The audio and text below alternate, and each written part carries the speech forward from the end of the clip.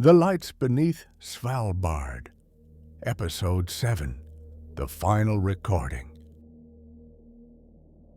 By the time I reached the materials that made up the seventh and final episode of this case, I realized something that unsettled me far more than the documents themselves. The narrative didn't end at Station K31. The station was simply the last place where people tried to contain the phenomenon. Everything that follows in this episode, every recording, every annotation, every fragmented log, makes one thing painfully clear. The entity that once moved beneath the ice did not die in the collapse. It left. The last packet I received was delivered not to my door, but slipped through the mail slot in the middle of the night. No envelope this time, just a plastic evidence sleeve containing a miniature reel-to-reel audio tape and 2 sheets of paper, each torn from a larger binder. The tape was labeled in block letters: K31 NC Final, Spectral Recording. Below it, in handwriting, "Do not play loud." The meaning of that warning became clear later. But first, I unfolded the papers. The field note, aftermath. The first page appeared to be a summary drafted by a field investigator sent to inspect the remains of Station K31. The investigation took place 4 days after the collapse event. The summary begins: primary access tunnel compromised. Lower shaft inaccessible. Ice formations unrecognizable from original structure. Station appears partially absorbed into surrounding permafrost.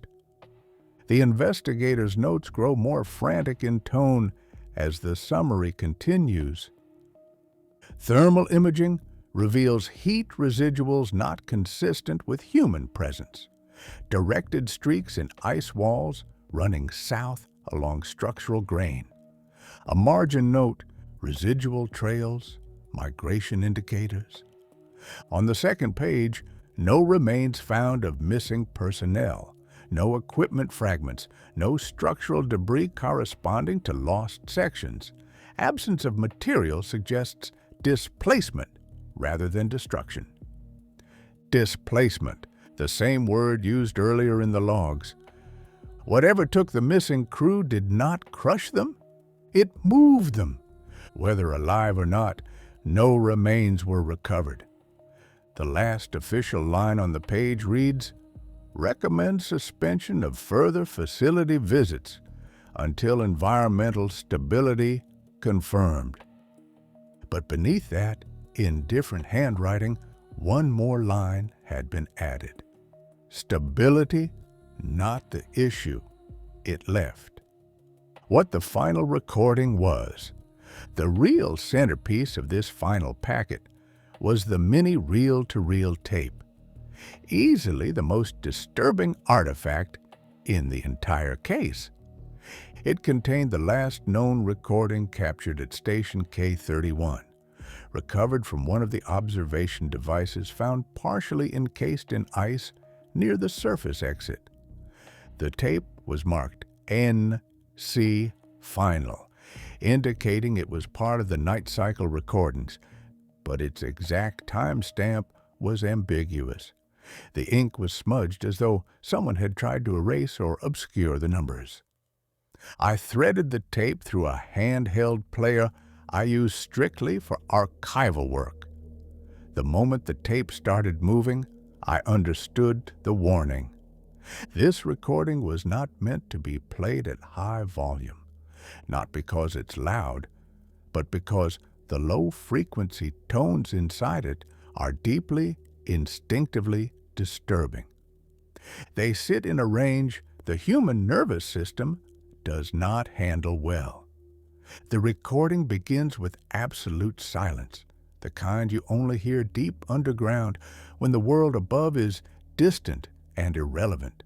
Then very faintly, the familiar hum emerges, but not the wandering hum of previous nights.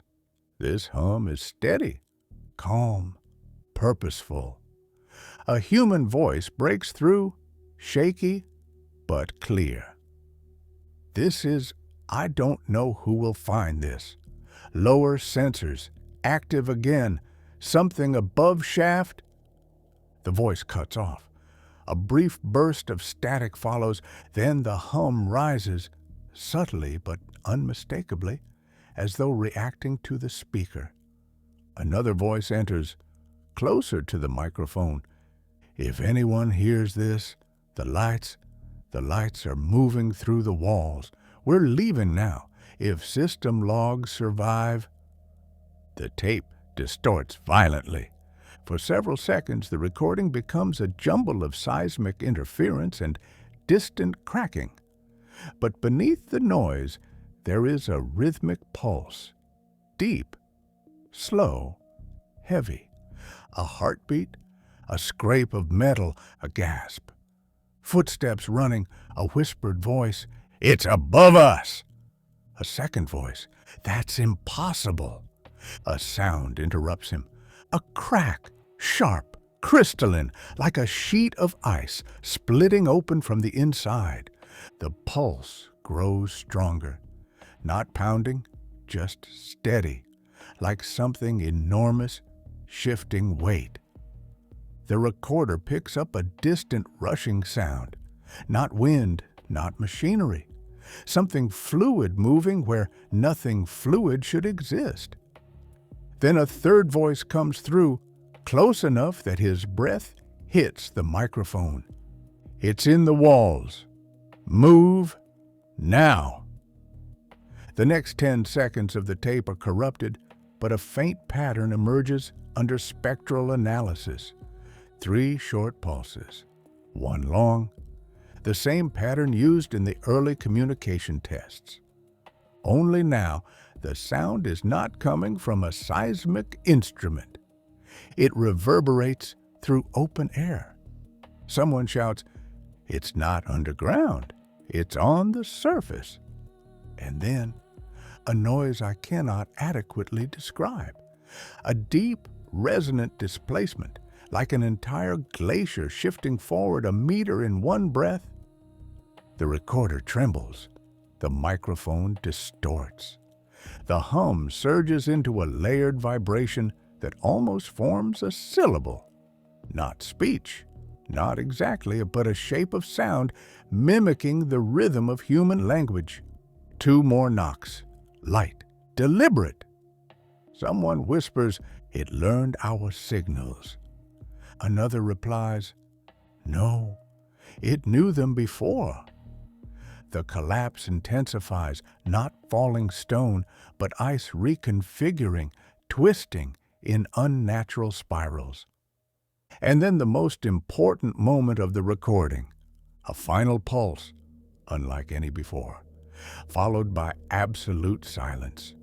Then faintly, the sound of footsteps climbing, heavy breathing, a door slamming. Someone mutters, "It's going south. The tape cuts. A straight, clean termination. Not failure, not damage. A deliberate stop. As though something ended the recording intentionally. The last annotation. The final sheet of paper contained only a single typed paragraph, with almost everything blacked out. Only a few unredacted lines remained visible. Entity movement confirmed on surface track. Directional vector consistent with migratory trajectory. Estimated velocity exceeds expected permafrost resistance. Recommend observation at southern points. Containment not viable. Below that, handwritten, "It passed the station." It didn't care about us. We were never the destination. And at the very bottom, almost an afterthought, it moved south. The note wasn't addressed to anyone. It wasn't signed. It was written for whoever found it or whoever needed to know that the story wasn't finished, not by a long shot. Because whatever was buried beneath the ice of Svalbard, whatever answered the knocks, whatever learned to mimic human signals, it chose to leave the ice It chose a direction, it chose motion, and the last known measurement of its trajectory suggested one simple, terrifying truth. Svalbard was only its starting point.